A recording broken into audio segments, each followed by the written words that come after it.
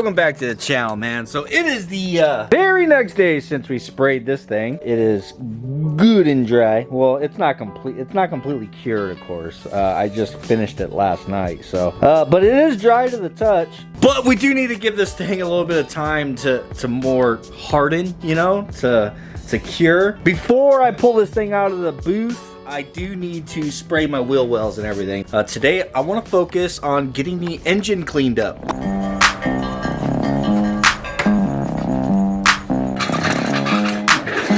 Alright, first line of business, I need to get the engine back up on the engine stand. But, I gotta get this transmission off of here first. This thing has just been sitting here on the cart ever since we mocked it up.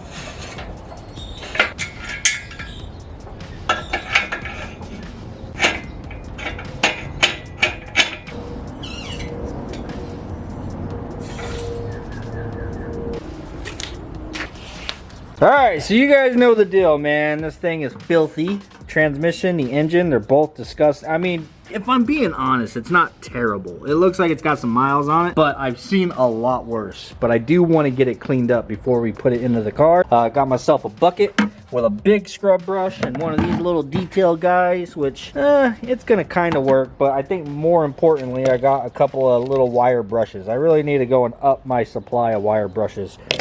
I used to have probably 100 of them, but now that's all I can find. And of course, the secret ingredient, man. Well, I guess it's not really a secret, huh? You can buy this stuff at Walmart.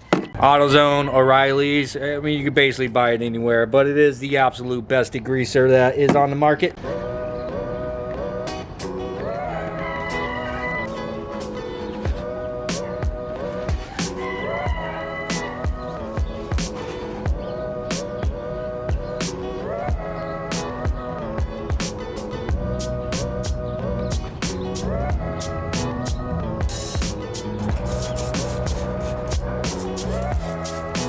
Got some grocery bags shoved down inside of there to keep all of our liquids out, you know what I'm saying? So I can saturate the Hello Kitty out of this.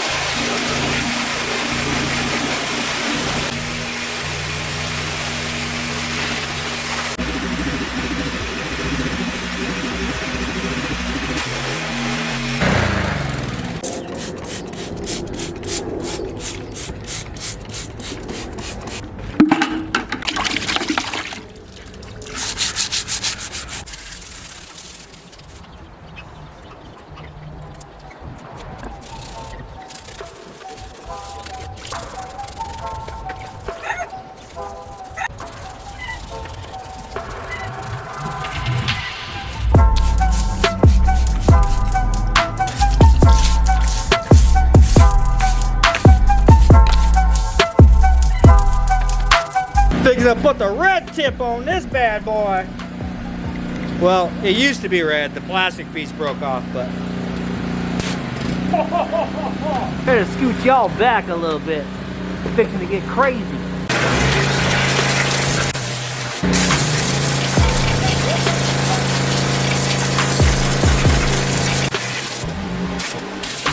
All right, got the worst spot of this thing. The backside. Hold on. Just yeah, the backside. K-series are so backwards. Anyhow, the backside of this engine was a lot filthier than the front. The front actually isn't that bad. It's just, you know, it like the aluminum is anodized, or not anodized, oxidized, whatever it is you call it. Dude, I really wish that I could afford one of those badass machines. Dry ice blaster. You guys had to have seen those by now. You know, the stuff that only the big YouTubers have, like Adam LZ, you know, guys like that. But anyhow, that would be sick because it literally makes aluminum look brand freaking new. I'm sure in another 5 years or so, the price on them might come down. Who knows? Oh, the junkyard marker scrubs off. That's nice. Not coming off of there.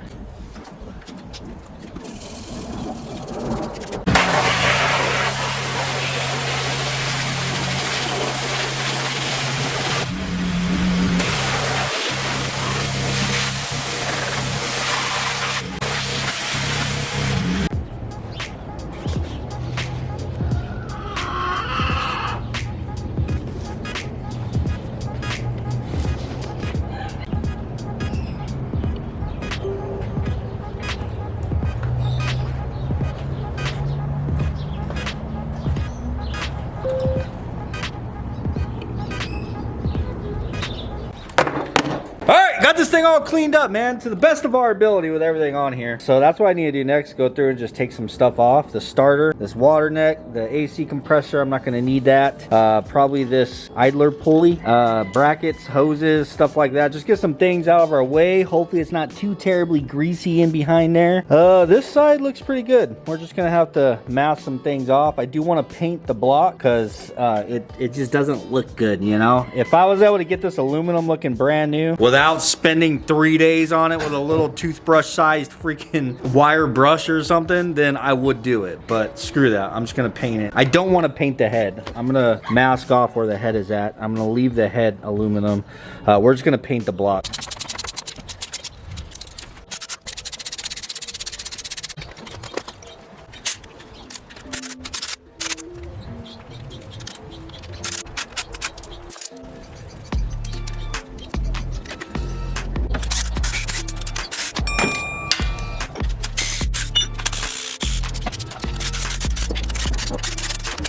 Alright, I got this thing pretty much as disassembled as I'm going to take it. We got the block for the most part all exposed, so I'm capable of painting it now. I do need to go through and clean it again, of course, because as soon as you start taking stuff off, there's, you know, dirt and grease and stuff, oil in behind stuff. So I'm gonna scrub this thing one more time, spray it down one more time, and then while we're waiting for that to dry one more time, we'll go in the booth and start working on khaki, because it is now the next day and khaki's had plenty enough time to dry. So we got to get all that masking off of it and start remasking it to do the wheel wells.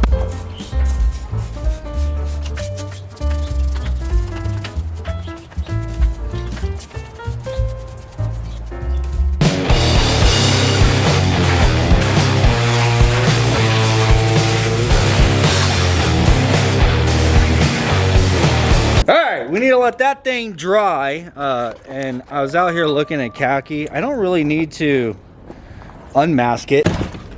I don't know, in my mind I was thinking I needed to completely unmask this and then completely mask the engine bay, but I don't need to do that. Honestly, whenever I masked the car off, I pretty well masked leaving the ability to spray the wheel wells. One thing that I do need to mask off though is all these holes right here so that my overspray don't come in, you know what I'm saying?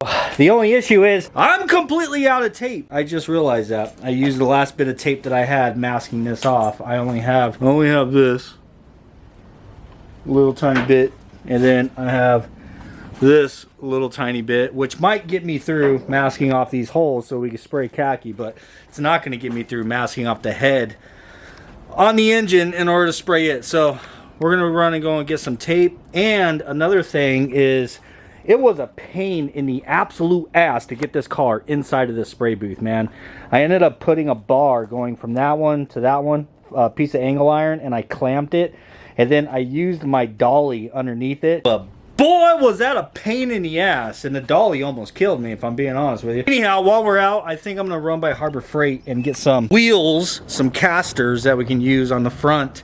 I need to make a little bar really quick with the casters, so it's going to be easier to roll it up here on the driveway to assemble it.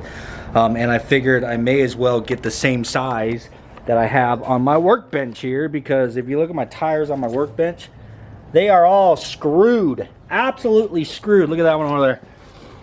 Holy shit, man. Anyhow, if I get the same size casters, same size wheels as these, then I can make something to bring khaki out. And then after I'm done and I don't need those anymore, then I can repurpose them to my workbench, you know?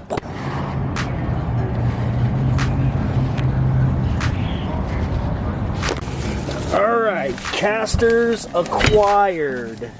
72 bucks, man. All right, just taking off from the good old Home Depot. Grabbed a 4-pack of tape. Dude, tell me why Harbor Freight doesn't have tape. You would think Harbor Freight has tape. I was like, dude, I'm just gonna go to Harbor Freight. They should have tape. Then I don't have to go to 2 different places. And then I ended up having to go to 2 different places anyway. Alrighty, so we ended up getting these casters right here. So I got two casters and two swiveling casters and 2 fixed casters, so that I could put those on this workbench. These ones are a little bigger, yes, but this is what they had in stock. They didn't have the hard tires, the hard plastic tires in that size. I know they normally do, but they were sold out of them, so I got these ones. So I'm going to use the 2 swiveling ones to make something for khaki, so we can get that thing out of the booth after we get done spraying it, of course, the wheel wells. I need to get it up here, and then we could take those off and then utilize them, like I said, to put on this damn thing, because these wheels have been a pain in the ass ever since. Look at this. They're all split. So they stopped taking air after a while, and now we just roll it around with them flat, and the tires are going to shit.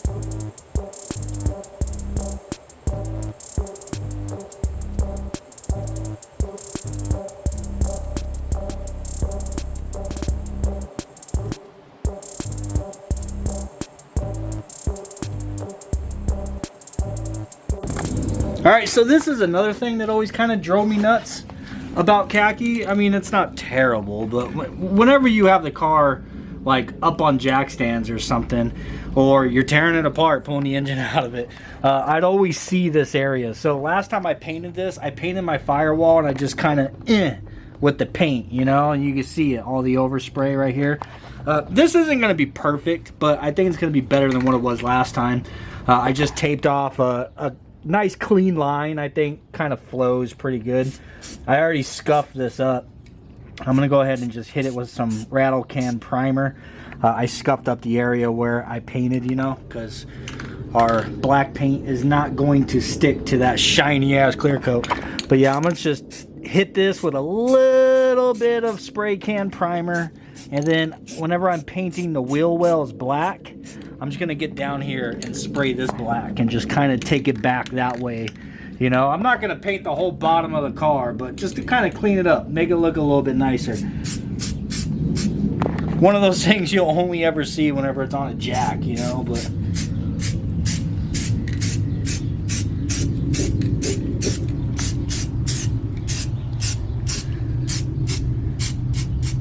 anyhow, that's pretty much ready. I just need to mix some black paint up, get it in my spray gun, and then yeah, then we're just gonna shoot all this stuff. All right, black paint mixed up. This is a satin black.